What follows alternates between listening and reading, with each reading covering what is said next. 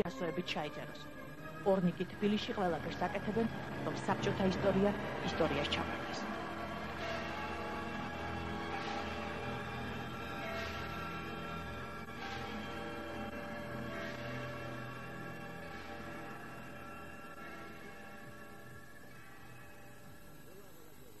ზვიად გამსახურდიას მე სკოლიდან ვიცნობდი, ორივე მაშინ ვაშტა პირველი სკოლა იყო, მაშინ გოგონები და ბიჭები ცალ-ცალკე სწავლობდნენ პერიოდში.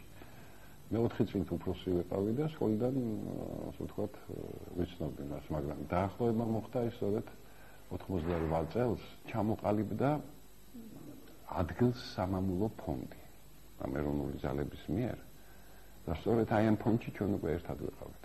ამ ფონდში იყო მერაბ-პოსტა, შემდეგ ამ ფონდს მერაბ-პოსტავას სახელი ერქვა, მერაბის გარდაცვალების შემდეგ და უკვე შემდეგ. აი აქტიურად მუშაობდით, ამ ფონდის იდეა იყო მატერიალური სიმდიდრის შექმნა და ქართული სოფლების მოძლიერება, დახმარება ქართული სოფლისათვის. ეს ფაქტიურად ილია ჭავჭავაძის იდეის აღდგენა იყო, რომელიც მომავალში მიზნად ისახავდა საადგილმამულო ბანკების შექმნას და ქართული სოფლების მოძლიერებას. შემდეგ უახლეს ისტორიაში ნაცნობი მოვლენები ვითარდება. 9 აპრილის ტრაგედიის შემდეგ ეროვნული მოძრაობა ძალას იკრებს. საქართველოში კომუნიზმის დღეები დათვლილია. კრემლი გაუგონარ დათმობაზე მიდის და ქვეყანაში მრავალპარტიული არჩევნების ჩატარებას არ ეწინააღმდება. პირველად 69 წლის მანძილზე საქართველოს რესპუბლიკის სათავეში ეროვნული ძალები მოდის. არჩევნებში, სადაც არჩევანია მთავარი, მრგვალი მაგი და თავისუფალი საქართველო იმარჯვებს. თენგიზ სიგუა პირველ დამოუკიდებელ არჩევნებში ცესკოს თავმჯდომარის მოადგილის სტატუსით მონაწილეობს. ფაქტიურად 90 წლის ოქტომბრის არჩევნებმა ჩემ ხელში გაიარა და მე ვთვლი, რომ ასეთი სუფთა არჩევნები საქართველოში მას შემდეგ აღარ ჩატარებულა. როდესაც არჩევნები დამთავრდა, დამთავრდა არჩევნები და მე ჩემი მისია დამთავრებულად მიმაჩნდა, იმიტომ რომ კომისიამ უკვე მოათავა საარჩევნო კომისიამ თავის მუშაობა, მე დავბრუნდი ჩემი ინსტიტუტში, ჩემ თანამდებობაზე, როგორც გითხარით, აკადემიური ინსტიტუტის დირექტორი ვიყავ მაშინ. 15 ნოემბერს უნდა ჩატარებულიყო პარლამენტის სხდომა. 14 ნოემბერს ჩემთან მოვიდა ორი პიროვნება, მრგვალი მაგიდის აქტიური წევრები და მითხრეს, რომ ეხლა შედგა დახურული სხდომა და მიღებულია ერთხმად გადაწყვეტილება, რომ თქვენ ხვალ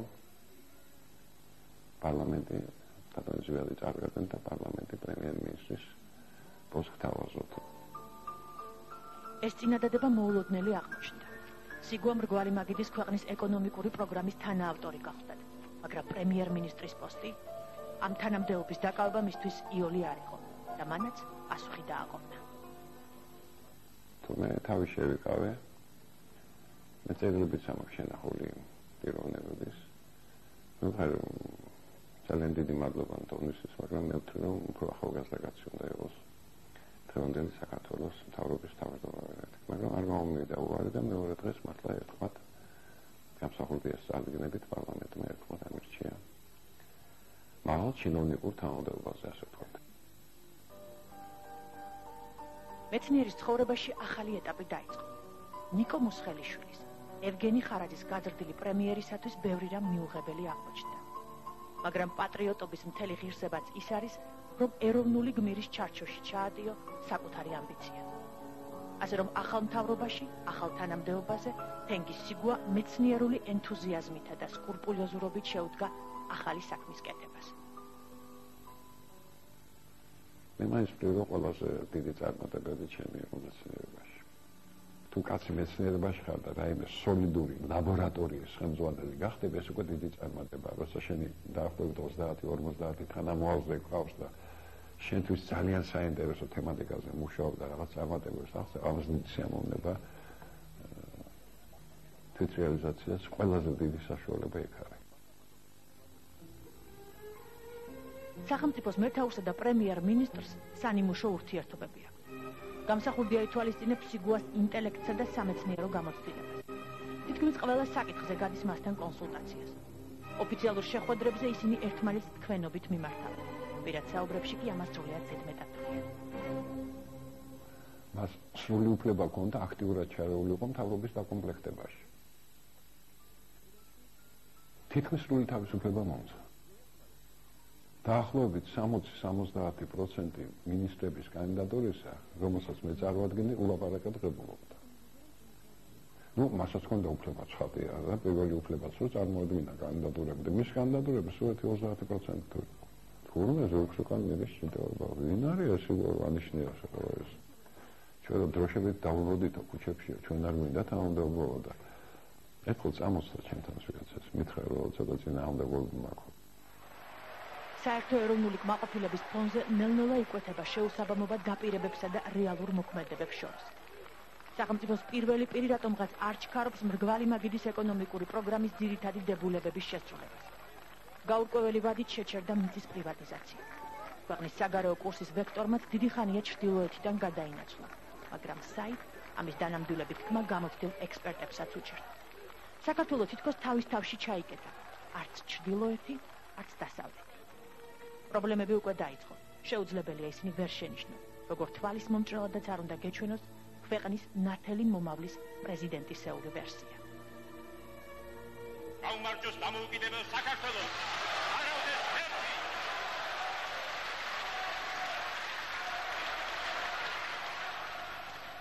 იყო ასეთი ფაქტი, მე ხო რეგიონებში მიხდებოდა გასვლა, კახეთში ვიყავი და იქ გლეხობა იყო შეკრებილი და ძალიან სერიოზულად შემომიტიეს და სწორიც იყვნენ. მახსოვს პირდაპირ მითხრეს, შენაო და გამსახურდია ესე გვატყვილებთო, როგორც თავის ძოზე ხრუშჩოვმა მოგვატყვილაო. რათა მეთქი რო ვკითხე და აი ამეფრიალეს, აი თქვენი პროგრამა სად არის მიწაო. მე კიდე კარგი თან მქონდა განონ პროექტი უთხარი აგერ გეთანხმებით. სწორი ხართ, 1-2 კვირა, ერთი თვე და მიწა თქვენი იქნება, მაგრამ ერთი თვე კი არა ისე დაამთავრა. გამსახურდიამ თავისი მოღვაწეობა რო ეს არ გააკეთა. დისიდენტობა და ქვეყნის მართვა არც ისე ახლო ცნებები აღმოჩნდა. პრეზიდენტი ხან მეტისმეტად ორჭოფობდა მნიშვნელოვანი ნაბიჯების გადადგმას, ხან კი პირიქით, ხელაღებითა და ერთპიროვნულად იღებდა რისკიან გადაწყვეტილებებს. პოსტსაბჭოთა ეკონომიკური ხაფანგისაგან თავის დასაღწევად პრეზიდენტმა გამსახურდიამ რუსეთს ეკონომიკური ბლოკადა გამოუცხადა და რკინიგზაზე ყველანაირი ტვირთების მიმოსვლა აკრძალა. ქვეყანაში ფასების ზრდა დაიწყო და სხვადასხვა საქონელზე დეფიციტი შეიქმნა. ასეთივე თავდაჯერებით გამსახურდიამ ყურზე ფასი გააიარა. ვაჭრებმა იაფი-პურის გატანა აზერბაიჯანისა და სომხეთის საზღვრებიდან დაიწყეს. საქართველოს სახელმწიფო ბეღელი სრულიად დაცარილა. არც მოეთხოვებოდა მას რომ ეკონომიკას ფილოლოგი იყო კაცი და ბრწყინვალე ფილოლოგი და ეკონომიკა და ფინანსები და საკრედიტო პოლიტიკა ცხადია არც მოეთხოვება რომ მათ ცოდნოდა, მაგრამ არ უნდა მიიღო მთავრობის გარეშე ასეთი გადაწყვეტილებები. ღებულობდა. აი კიდე გეუბნებით ეს დაიწყო დაახლოებით მაის-ივნისში, მანამდე ასეთი მკაცრი გადაწყვეტილებებს მთავრობის გარეშე ყველა წვრილმან საკითხს გვითანხმებდა. აი ბოლოს უკვე უბრალოდ რო გითხრათ რომ ის პრეზიდენტად აირჩიეს ოფიციალურად. პრეზიდენტად არჩევის ორი ფაქტი იყო, ჯერ მარტში პარლამენტმა აირჩია და მერე მაისში უკვე ოფიციალურად საერთო სახალხო არჩევნები. მოსახლეობა მართლა ემდო ისიც. მაგრამ მერე უკვე მოსახლეობის დიდმა ნაწილმა დაინახა, რომ ქვეყნის მართვის ტექნოლოგია ამ პიროვნებას არ ესმის. მას არ უყვარს ქეიფი და მხიარულება, იგი ჩაკეტილი ნატურაა. წერდა გამსახურდიას შესახებ გია ჭანტუკი. დისიდენტური ცხოვრების სტილმა გამსახურდიას ხასიათს თავისი კვალი დაადგა. იგი მიეჩვია დინების საწინააღმდეგო ცურვას. ადამიანურ ურთიერთობებშიც ზოგჯერ პოლიტიკოსისათვის გაუმართლებელ პირდაპირობას და სიფიცხეს, ზოგჯერ კი შიშსა და უნდობლობას ამჟღავნებს. პრეზიდენტის ხასიათის ეს ნიშანი ბევრ თავსატეხს უჩენს მის გარემოცვას. 1991 წლის მაისი. საქართველოში რუსეთის პრეზიდენტი ბორის ელცინი ჩამოდის. ჩამოდის არა თბილისში, არამედ ყაზბეგში, იქაა დანიშნული შეხვედრა. ოსეთში იყო და ოსეთიდან შემოდის ჩვენთან. ჩვენ უნდა დავხვდეთ, ცხადია. წავედით მთელი კორტეჟი მივდივართ.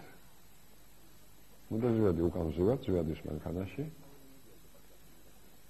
რომ მივედით ჟინვალის წყალსაცავთან, გაფუშტა მანქანა, აქსელერატორი ჰქონდა, ის პედალი ჩაუვარდა მანქანას. ნუ არ უნდა მოხდეს ესეთ ასეთ პრეზიდენტის კორტეჟი რომ მიდის, მის მანქანას ასეთ ტექნიკური ის არ უნდა მოუვიდეს. ნუ მოხდა, ნუ ყველაფერი ხდება. ახლა ფეუკან მოგდეს წელი პოლიცია და უშიშროება და მანქანები და ჩემ პერსონალური მანქანაც აგერ თავის ვოლთ უკან მოგდეს და მე კარებს ვაღებ რომ გადავიჭდეთ მეთქეს.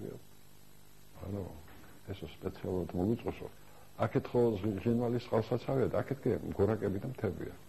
იქით იღურება, ახლა იქიდან გვესვრიან. ნუ არ განეგვირდა ესეთ წლები და წლები დისიდენტობის დროს ის და ძნელები იქ შიშის სინდრომი იყო მასში. იმ დღეს პრეზიდენტის ესახირება უკანასკნელი არ აღმოჩნდა. პროტოკოლის მიხედვით პრეზიდენტი ქვეყანაში ჩამოსულ უცხო ქვეყნის პირველ პირს პირადად უნდა დახვედროს. არავა თავი მოიგო. არ დახვდები. არ წამოვიდა. ნუ მე მაინც გავაგრძელე გზა, ჩავედი და დავხვდი ზუსტად საქართველოს რუსეთის საზღვარს. გააჩერეს მანქანები, გადმოვიდნენ, წამოვიდნენ, დავხვდი მე. ნუ ჩამოვართვა ხელი, გადამეხვია მაგოცა ვიგზენი და ნასვამია. კარგად, ნუ ახლა იქ ასაბილებდნენ და ეს უყვარდა. Витра, где нам сахурдия? Вот мы немножко приболели, и встречает нас Фазбеги в гостинице. Ну хорошо, это ничего, ну ничего.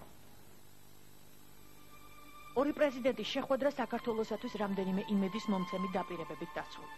გამსახურდია კმაყოფილი დარჩა, მაგრამ საქართველოს საგარეო პოლიტიკის გაუმჯობესებაზე ფიქრი უკვე ძალიან გვიანი იყო. ხელისუფლების სათავეში გამსახურდიას მოსვლიდან ნახევარი წელიც არ იყო გასული, რომ თბილისში ოპოზიციური პროტესტის ტალღა აღმოჩნდა. უკმაყოფილებამ ეკონომისტებიდან პოლიტიკოსებში გადაინაცვლა, პოლიტიკოსებიდან ინტელიგენციაში. ინტელიგენციამ სათქმელი ხალხამდე მიიღო. ხალხის ზვიადისტებად და ანტიზვიადისტებად გაიქცა. დღის წესრიგში ერის გამთლიანების პრობლემა დიდი ხნით. გამსახურდია საკუთარი ძალაუფლების გამტკიცებისათვის იბრძვის დევიზით: ჯერ დამოუკიდებლობა, მერე დემოკრატია. პრეზიდენტი მისთვის საძულველი, მაგრამ კარგად ნაცნობი რეჟიმის გამოცდილებას იყენებს. ყოფილი დისიდენტი მარტივად იშორებს განსხვავებული აზრის მქონე თანამდებობის პირებსა თუ პოლიტიკოსებს. მათ ადგილს გამსახურდიას თანამოაზრეები იჭერენ. ერთ-ერთ მორიგ საკადრო ცვლილებას ისეთი რამ მოყვა, რასაც ხმათა აბსოლუტური უმრავლესობით არჩეული პრეზიდენტი არ მოელოდა. ტელერადიო დეპარტამენტის კოლექტივმა გამსახურდიას მიერ დანიშნული კანდიდატურა არ მიიღო. მე შემატყობინა იმჟამად ჩვენი პარლამენტის სორტ კულტურის კომიტეტის თავმჯდომარე იყო, ის მოვიდა ჩემთან და მითხრა რომ ძალიან დიდი უსიამოვნებაა მთელი დღე ტელევიზიაში ვართ, არ ღებულობს ეს ხალხი ახალ თავმჯდომარესა და მაგრამ მე მივიდით გამსახურდიასთან აუხსენით და ალბათ შესაძლებელი იქნება.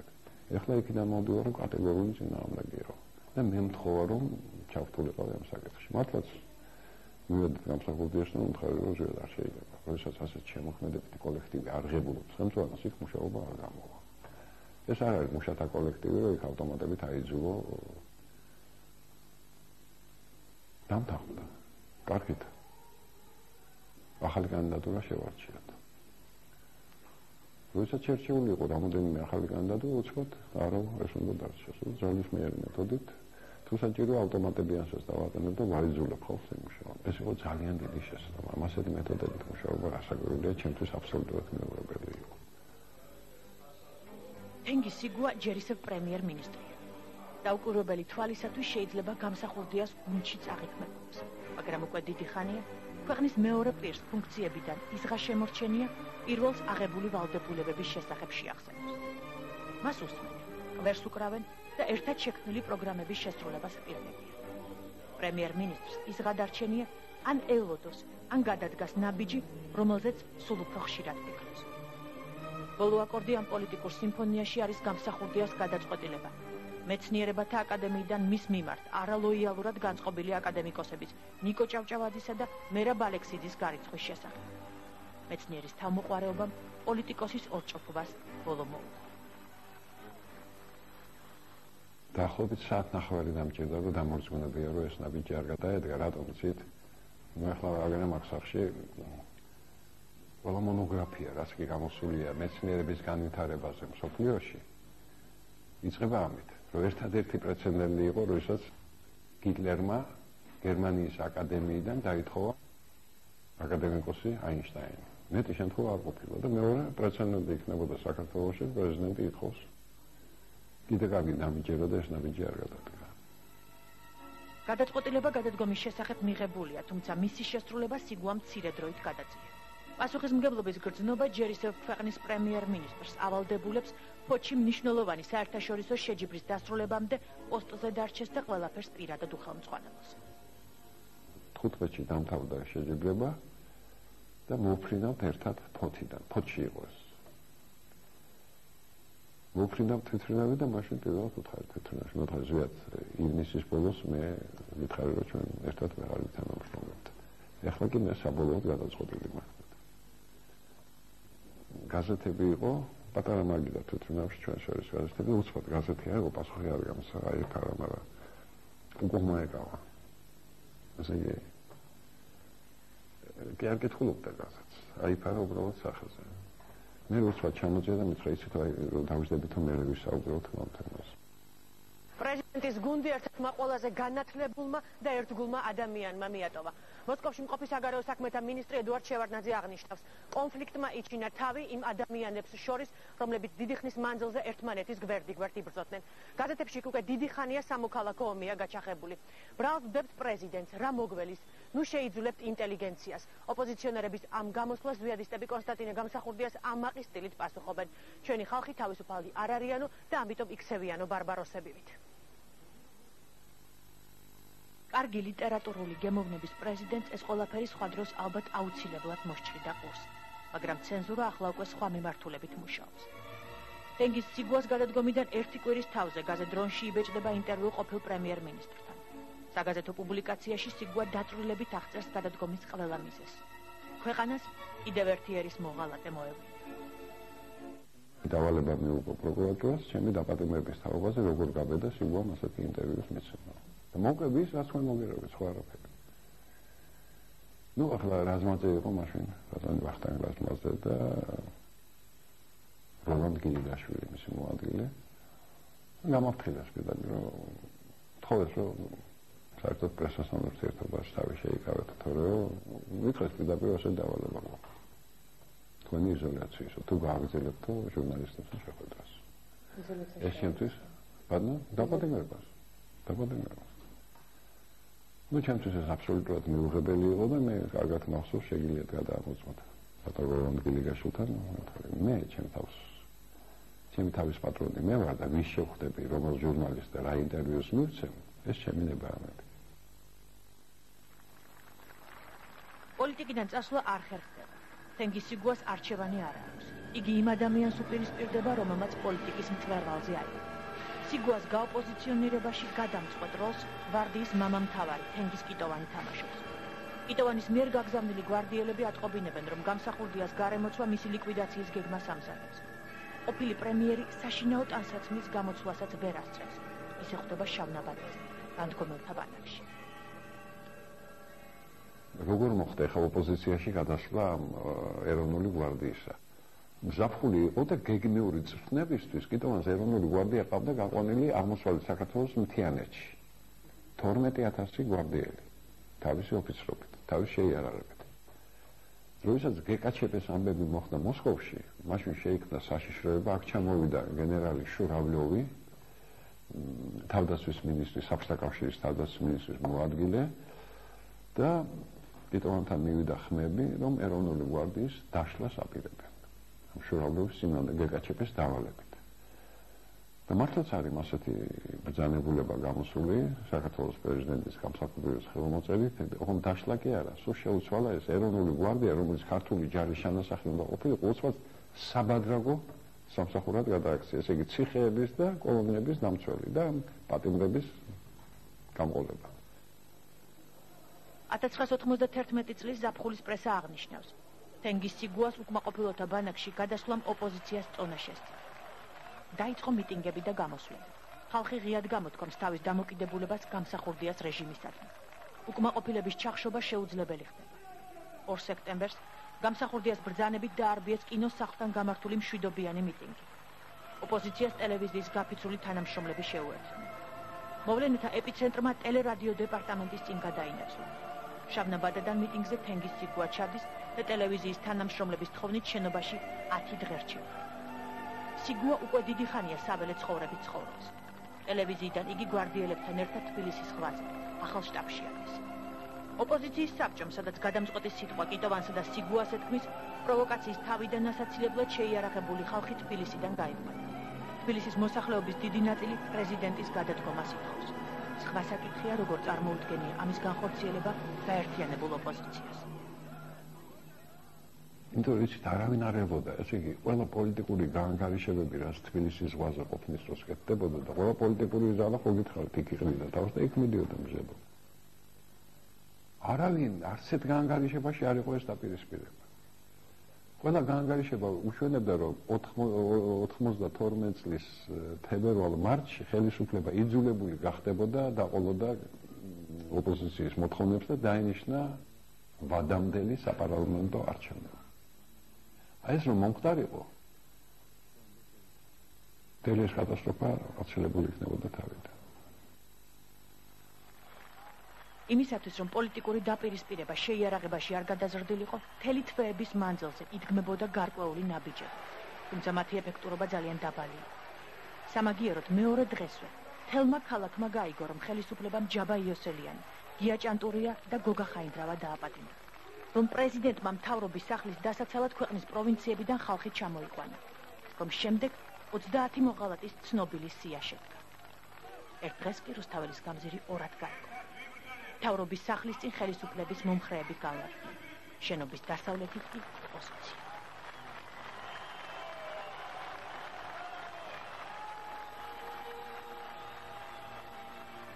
უშინ მიტინგი პირველ სკოლასთან გვიან ღამით დამთავრდა. ჩვენი წინადადებები ბეტონის ფილებით დატვირთული სატვირთო მანქანების რუსთაველის პროსპექტიდან გაყვანის შესახებ უპასუხოდ დარჩა. ზვიად გამსახურდია კატეგორიულად წინააღმდეგია. მე მზად ვიყავი გადავსულიყავი ბარიკადების მეორე მხარეს და მიმემართა მთავრობის სახლის წინ შეკრებილი ხალხისთვის. მომყვება გურანგეგეშიც. მივედით მანქანებით აღმართულ ბარიკადებთან, მაგრამ გზა გადაგვიკეტეს. იმღამის ოპოზიცია მოახერხა და ეს მანქანები გააერთია და ფაქტიურად გაერთიანდა ეს მიტინგები. და რო ეგონათ გამსახურდია სულ ამბობდა, რომ არავითარ შემთხვევაში არ შეიძლება ხალხი ერთმანეთს დახოცავს, ისე არაფერი არ მომხდარა. ხალხი გაერთიანდა. ღამე გვიან დავამთავრეთ მიტინგი, გამოაცხადეთ, რომ ხვალ 4 საათზე ისევ აქ გაიმართება ოპოზიციის მიტინგი. ხალხი დაიშალა.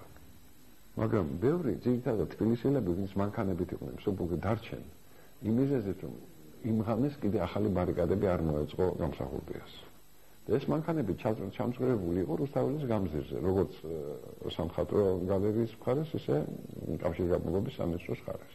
დაახლოებით 50-მდე მსუბუქი მანქანა იყო და იქვე ატევდნენ ღამეს ეს თბილისელი მოქალაქეები. მეც მიკროავტობუსით ღამეს იქ გათევება გადავწყვიტე. მთელი დღე თითქმის უჭმელები ვიყავით. ღამის პირველ საათზე დათვალებიანმა მოგვიტანა საკვები და ცოტა კონიანი. საკმაოდ ციოდა და დაძინების წინ 100 გრამი არ გვაწყენდა. თენგის კიტოვანს შეუთანხმეთ. ხვალ 12 საათისთვის ავიდოდით თბილისის ზღვაზე, ხოლო 5 საათისთვის ისევ თბილისში ვიქნებოდით. დავიძინეთ ღამის 2:30-ს. ირგვლივ აბსოლუტური სიმშვიდეს უფერდა. დილის 8:30 იქნებოდა მეძინა მანქანაში. მიკროავტობუსში. გამაღვიძეს ბიჭებმა მითხრეს, ვაგნერების ვიღაც კაცია მოსული და თქვენთან საუბარი უნდა. კი ბატონო, მეთქავენ მითხრა. ცივილურ ფორმაში იყო, მე ვარო მაიორიო, მილიციის, ახლა იქიდან გამოვედიო, ბუნკერიდან, მაშინ ყველა ბუნკერს ეძახდა იმას და ვაგნერზე მოეფარეთო ცუდი ამბებია მოსალოდნელი, სოლა იძლება იქიდან. ამიტომ ბიჭები გამოგზავნე ამ მანქანის მფლობელებთან, უთხარი სასწრაფოდ გაიყვანონ მანქანები. რამესაც საშუალება ჩვენც მოატრიალეთ ეს მანქანა და შემოიყვანეთ სამხატვრო გალერეის უკან. ალექსანდროვის ზემო ბაღზე ეძახიან. მოეფარეთ ესე იგი რუსთაველის პროსპექტს მოუშვებთ. მართლაც არ გასულა 15 წუთი დაიწყო საშინელი სროლები. დაახლოებით 80-მდე კაცი გამოვარდა კიდეებზე მთავრობის სახლის წინ და გახსნეს სროლა.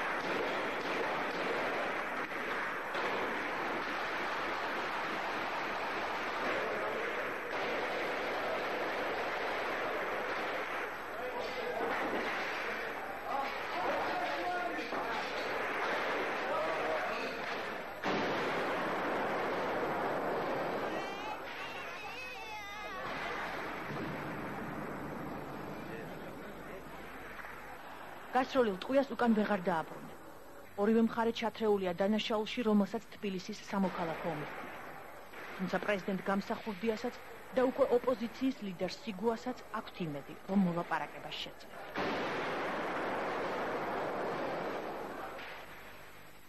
ჩვენი სატელეფონო საუბარი სამჯერ შედგა იმ დღეს, პირველსავე დღეს.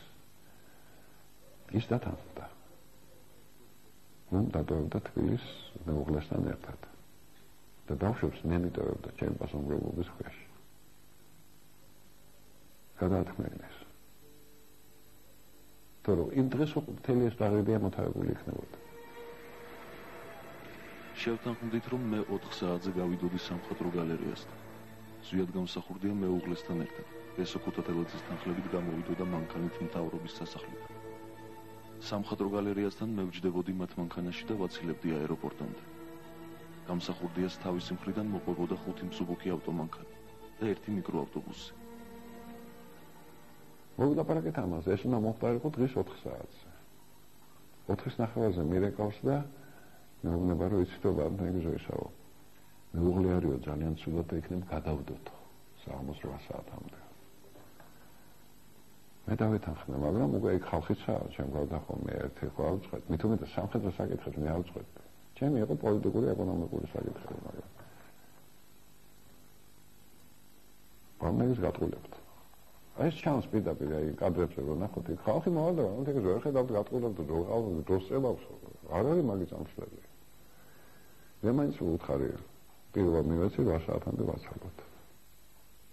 დამირეკა მესამე ზარი რომ ბანკი თურმე ეგ საკითხი მარტო ჩემი გადასაწყვეტი არ ყოფილა და მართლა მივხვდი რომ იქ არამედებია.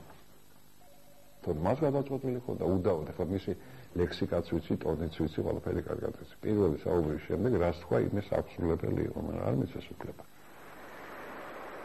ომის შეწყვეტის კიდევ ერთი შანსი დაკარგულია.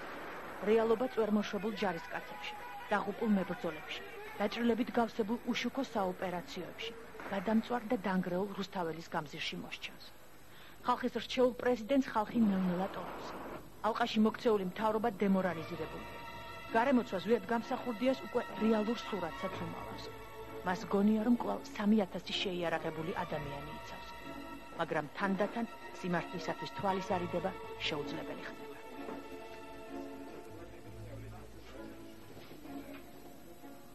თვითონ რობობს იქ ბუნკერში ბოლო ჩანაწერში. მე ყველამ გამყიდაო, სწორედ ამბობს. 4000 კაცამდე იყო თავიდან და ბოლოს 300 კაცი შერჩებოდა. სულ იპარებოდნენ. ყოველ დღე 300-400 კაცი იპარებოდა. და ბოლოს ეს გადაწყვეტილება მიიღო, მაგრამ თბილისის დატოვების უკვე თვითონ მიხვდა. თვითონ დაინახა, რომ ცარიელია უკვე ეს ხალხი გაჭედილი ამ ხელშენობა უკვე ცარიელია და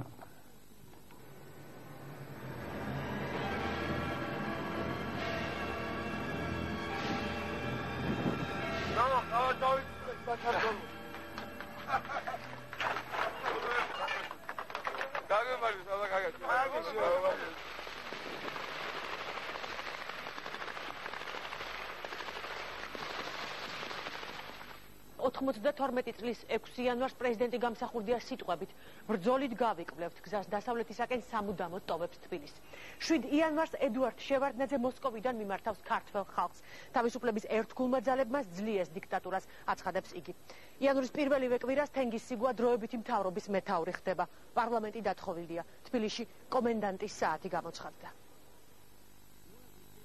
19 იანვრის დადგენილებით 27 დეკემბერს საგანგებოდ შექმნილი სამხედრო საბჭო საკონსულტაციო საბჭომ შეცვალა. ეს იყო დროებითი მთავრობა, რომელსაც ქვეყანა ახალი არჩევნების ჩატარებამდე და ახალი პატრონის გამოჩენამდე უნდა ემართა. მთელ საქართველოში, ისევე როგორც მის დამწვარ დედაქალაქში, სიტუაცია კონტროლიდან გამოსული და პრაქტიკულად უმართავი გახდა.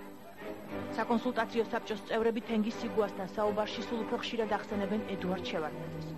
ფრაზა მხოლოდ მისი ავტორიტეტი გადაგვარჩეს მალე მთელს ქვეყანას მოედნიდა. პოსტ გამსახურდიასეულ საქართველოში შევარდნაძის განახლებული უალტერნატივო ფიგურა ჩნდება. სიგუა უმრავლესობის გადაწყვეტილებას ემორჩილება, თუმცა პირადად წინააღმდეგია საქართველოში საბჭოთა ნომენკლატურის თვალსაჩინო მაგალითი ედუარდ შევარდნაძე დაბრუნდეს. ამის შესახებ იგი ღიად წერს გაზეთ „იზვესტიაში“. 7 მარტს შევარდნაძე საქართველოში ბრუნდება. თბილისის აეროპორტში ახალი მმართველის დასახოდრად გამზადებულ სახეებს შორის თენგიზ სიგუა არ არის. კოლექტიურ ტრანსში სიგუა არ მონაწილეობს. ჩვენ უამრავი მეგობარი გვაქვს საზღვარგარეთ, რომლებიც მზად არიან მთელი გამოგიძახოთ ახმარებისა ამ ძნელ და მძიმე დღეებში.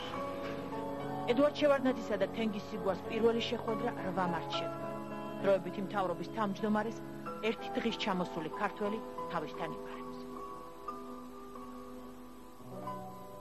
საუბარი იყო ყველაფერზე. პირველად ქვეყნის მოწყობაზე, პოლიტიკური საკითხები, ეკონომიკა, თითქმის ყველაფერზე. თან როგორი მანერა ჰქონდა, იცით?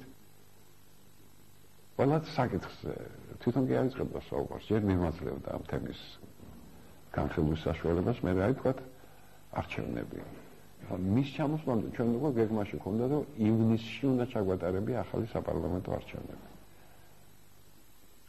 მთხოვა რომ იქნებ ვერ მოასწროთო და იქნებ აი სექტემბერ-ოქტომბრისთვის გადავდოთ. ვიმსჯელეთ ცოტა ხანს დავეთანხმე. დანარჩენში ყველაფერში უსიტყვოდ დამეთანხმე. რა თქვა დსთ-ზე. მოხარი კატეგორიული თუ უნდა იცოდეთ რომ 91 წლის 31 მარტს ჩატარდა რეფერენდუმი საქართველოს და იქ საქართველოს მოსახლეობის უდიდესმა ნაწილმა გამოხატა თავის აზრი. არავის მისი შეცვლის უფლება არ აქვს თუ ახალი რეფერენდუმი არ ჩატარდა. რასაკვირველია, აი მახსოვს მისი პასუხი. ეს რაღაც ეფემერული გაერთიანებაა საქართველოს იქ რა უნდა. არა და 2 წლის შემდეგ. ერთი შეხედვით გარდასახული, შეცვლილი და გაადამიანებული შევარდნაძე ქვეყნის მართვას იწყებს.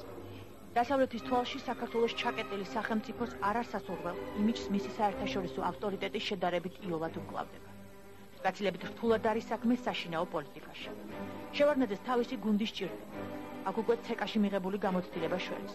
მართალია მას შემდეგ ბევრი რამ შეიცვალა, მაგრამ არ შეცვლა ხალხი, რომლის სისუსტეებსაც ის კარგად იცნობს. შევარდნაძის გუნდის გაძლიერებასთან ერთად სულ უფრო ხშირად გაისმის ხმები უკანონოდ გაცემული კრედიტებისა და მოსყიდული დეპუტატების შესახებ. დღის წესრიგში 90-იანი წლების საქართველოს მთავარი თემა სტაბილურობა შემოდის. კრიმინალებით გაუბედურებულ საქართველოს რეგიონებს შორის შევარდნაძის სიტუაციის გამოსწორებას აფხაზეთი იწყებს. პირველი დარტყმა აფხაზეთში რკინიგზის მძარცველებსა და ყაჩაღურ დაჯგუფებებზე უნდა განხორციელდეს.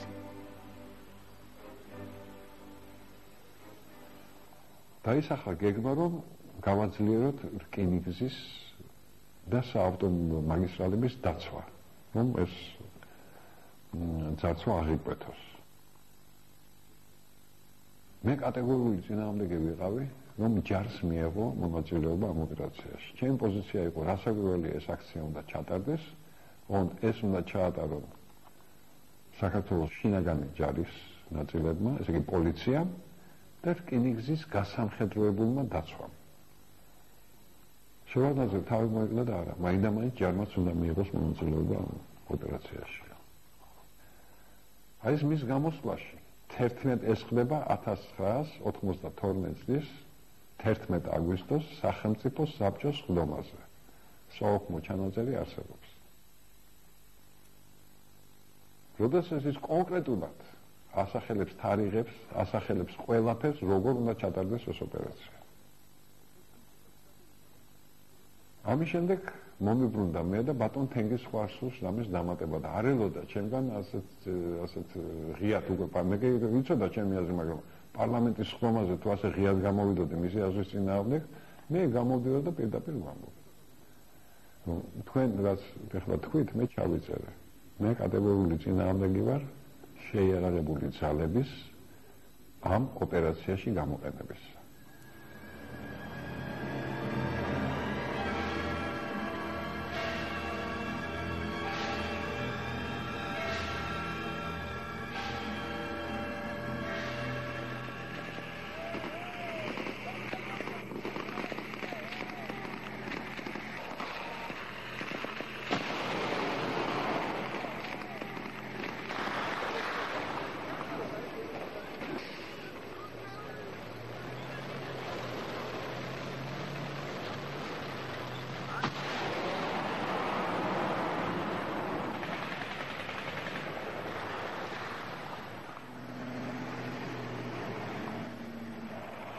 უსაფუძვლო არ აღმოჩნდა თენგიზ სიგუას შეშფოთება, რომ ამ ოპერაციაში სამხედრო ძალის გამოყენებას შესაძლოა გამოუსწორებელი შედეგები მოყოლოდა. მოგვიანებით 1992 წლის 14 აგვისტო აფხაზეთში გამოუცხადებელი ომის დაწყების თარიღად გამოცხადდება. იმ შეცდომათაგან, რომელსაც ქართული მხარე ამ ომში დაუშვებს, ერთ-ერთი პირველი 13 აგვისტოს ომის დაწყებამდე ერთი დღით ადრე კონფლიქტის ზონაში რუსეთის 345 მოიერიშე სადესანტო პოლკის შეყვანა იყო. იმდენად მოულოდნელი იყო ეს, შემთხვევით ერთ წუთში ავკრიფე ნომერი რუსეთის თავდაცვის მინისტრის, იყო ესეთი გენერალი გრაჩოვი. და საკმაოდ რადიკალური ტონში დაუწყო ლაპარაკი, რომ ვინ მოხდა ამის უფლება და უცბად მათ ნუ ლამზღაობენ. ვინ მოხდა შენმა პრეზიდენტმა? არ დაუჯერე, დაურეკე შევარდნაძე კი დამიდასტურა. ხოხარი ვანადო, რატომ გააკეთეთ ეს ნაბიჯი? რატომ შემოიყვანეთ? ხვალაპირებ შენი გეგმით აფხაზეთში ოპერაციის დაწყებას და ამ დროს ახალი პოლკი შემოყობს რუსული, შენი მოწინააღმდეგე გუდაუთაში. ისეთო კიო მე ვთხოვე. მე მეშინოდა რომ აფხაზებს არ გაეტაცათ ბომბორას აეროპორტიდან იარაღი. ბომბორას აეროპორტი, მაგარი სამხედრო აეროპორტი არის გუდაუთასთან. ბომბორას აეროპორტი ქონდა. ისიც ეს არის, აი ბავშვები შეიძლება მოატყილო მაგ საკენკით. შევარდნაძემ ჩემზე კარგად იცოდა, რომ ისე იყო ბომბორას აეროპორტი გამაგრებული, რომ იქ აფხაზი კი არა, ჩიტიც ვერ შეფერდებოდა.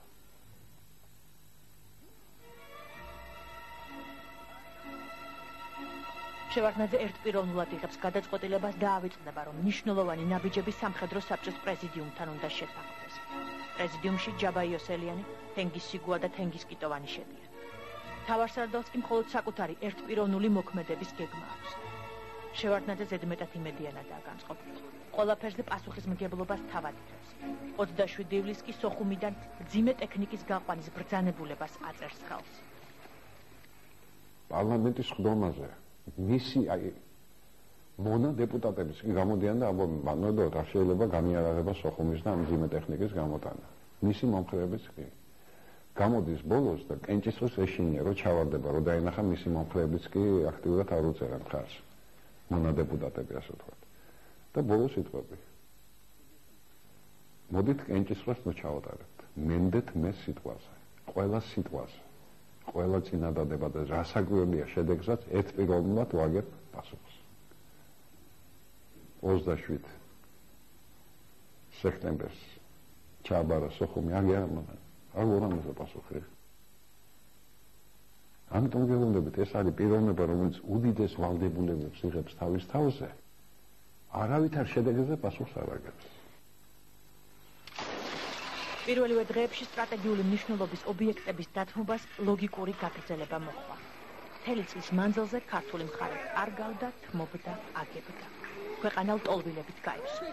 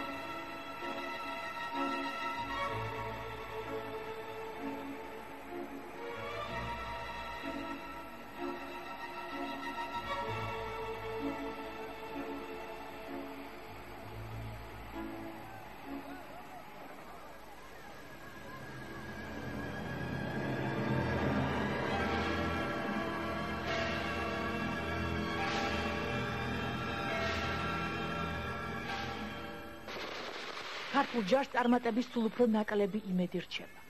93 წლის 27 ივლისისათვის სიტუაცია უახლოვდება ზღვარს, როცა ერთი ნაბიჯით უკან დახევა წაგებას ნიშნავს.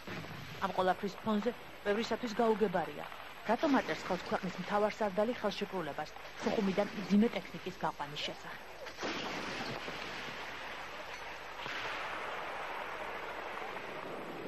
Извините, господин Шиванов, агентство Рейтер, вы довольны результатом сегодняшнего голосования?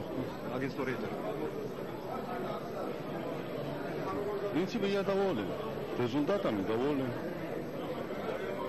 Что касается обстановки, вопрос сложный. Оппозиция оказывала сопротивление? Ну, вы же смотрели, что оказывала сопротивление. Неплохо, что все происходит некорректной форме. А так, в принципе, это все допустимо. ეს იყო ომი რუსეთ-საქართველოს შორის. ასე იმართლებენ თავს ისინიც კი, ვისაც აფხაზეთის ომის მოგების იმედი ბოლო წუთამდე არ დაუკარგა. ამ ხალხის რიცხვში დიდი ხანია აღარ არის თენგის სიკვდილი. 6 აგვისტოს პრემიერ-მინისტრი მთავრობასთან ერთად გადადგა. პირადადაც თქვათ აი ბოლო პერიოდს თუ გავიხსენებ, შევარდნაძის პერიოდს უფრო ადრე უნდა გადამდგარიყავი. იმიტომ რომ მე 6 თვეში უკვე დავინახე რომ ეს კაცი მაგრამ მე ვფიქრე რომ აი ბრძოლის გაგრძელებას აზრი ქონდა. მაგრამ მე დადგა მომენტი, როდესაც დავინახე რომ ბრძოლას აზრი აღარ აქვს. იმიტომ რომ როდესაც იწყება ასეთი ღია დაპირისპირება უმაღლეს საკანონმდებლო და აღმასრულებელ ხელისუფლებას შორის, ქვეყანა დაღუპვისკენ წავა. ერთ-ერთმა უნდა დათმოს. მე დავინახე რომ შევარდნაძეს უკვე ისეთი ძალა აქვს მოკრეფილი და პარლამენტში იმდენი ხალხი ყავს უკვე დამონებული ნაღიდი, ასე ვთქვათ, უმრავლესობა შექმნილი, რომ ჭიდაობას აზრი აღარ აქვს. პრემიერ-მინისტრობიდან მეცნიერებამდე ერთი ნაბიჯი. ეს ნაბიჯი სიგვამ თავის ცხოვრებაში უკვე მეორედ გაიმეორა. პრემიერ-მინისტრი ისევ გადადგა, მაგრამ ალყა შემორტყმულ სოხუმში ამის შესახებ ბევრმა ერთი თვის შემდეგაც არაფერი იცის. თენგის სიგვას სახლში შუაღამისას სატელეფონო ზარი ისმის. სოხუმიდან ხაზზე გენო ადამიანია. 4 სექტემბერია, მე ერთის გადამდგარი ვარ და ღამე სატელეფონო ზარია სოხუმიდან. ავიღე გენო. იგინება საშინლად, ნევრულად და ქართულად და მე უნდა ვამბობ, უნდა ჩაერიოთ თორე დაუყურაშია საქმემედგება. მთელი ეს ტექნიკა გააქვთ და რითი როგორც უცარიელი ხელებით დავიცვაო სოხუმიო. არ დაგიმალავთო, შევარდნაძეს არ ვეუბნებიო 4 ერთეული ტექნიკა გურიბში წრეებში გადავმალე. ის და ის რჩებაო და არჩენდი ყველაფერი გააქვთო. ხოლო რუსული გენი უნდა შემოვიდეს ხოლზე და მთელი ტექნიკას წვითავენ და პოჩი მიაქვთ. ვერ დავიცავო სოხუმს. მე ვთქვი გენო, შენ ხო იცი რომ ერთვის არა თქვენ სამხედრო საბჭოში. მე ვთქვი არა, მე იმ დღეს გადავდექი პრემიერი და იმავე დღეს დავწერე განცხადება წამოვედი სამხედრო საბჭოში განაცხადა. მე შევარდნაძესთან ჩამოდი და დაიწყო გინება. ისა რა კვეთის. 5 ჯერ ვთქვი არ შეიძლება ამის გაკეთება და მიაღებიო სამხედრო საბჭოში გადადაწყდება გააკეთო ყველაფერი. საწყალი გენო შეეწერა იქ 27-ში დაიღუპა იქ სოხუმში.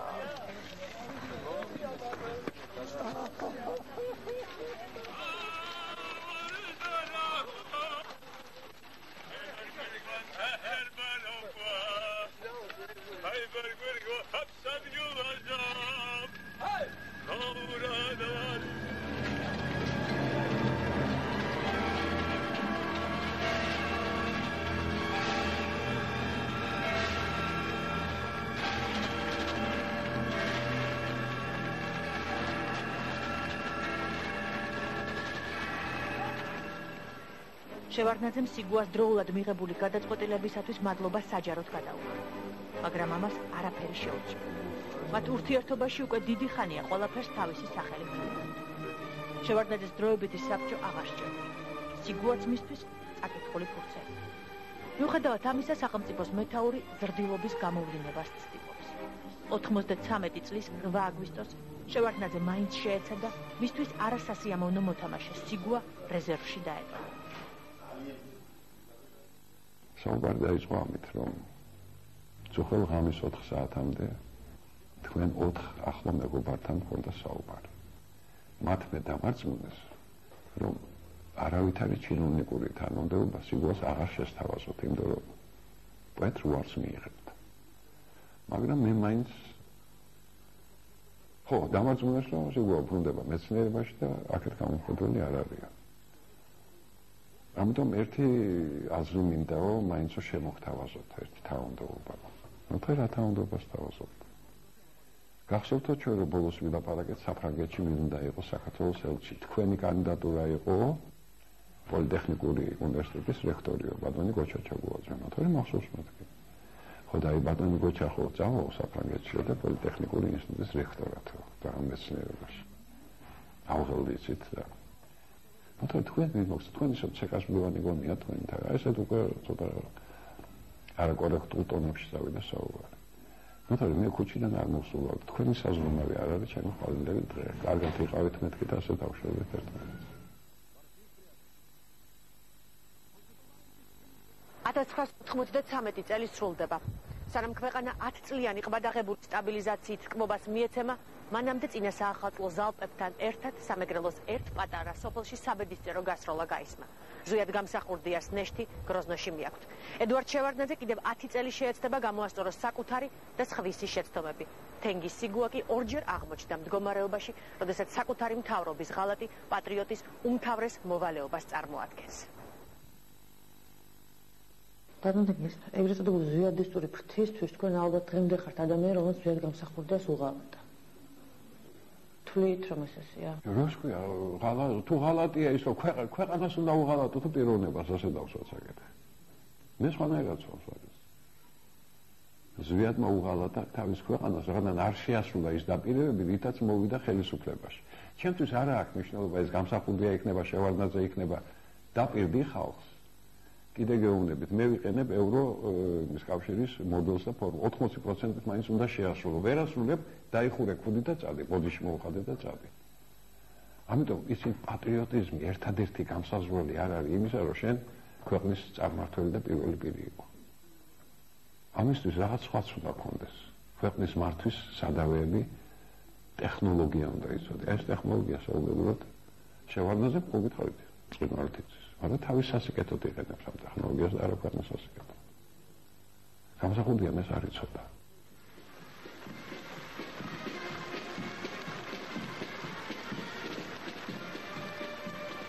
უახლეს ისტორიის ლაბირინთებში სამი ადამიანის საბედისწეროდ გადაკვეთილი გზები საბოლოოდ გაიყო. ზვიად გამსახურდია სამშობლოდან შორს, ღვთისაგან მიტოვებულ გროზნოში განისვენებს. ქვეყნის ყველაზე მაღალ ანაზღაურებადი პენსიონერი ედუარდ შევარდნაძე მომავალზე ფიქრობს და მემუარებზე მუშაობს. თენგის სიგუა მეცნიერებას დაუბრუნდა, იმ იმედით, რომ აღარასოდეს ჩაითრევს პატრიოტთა თამაშები.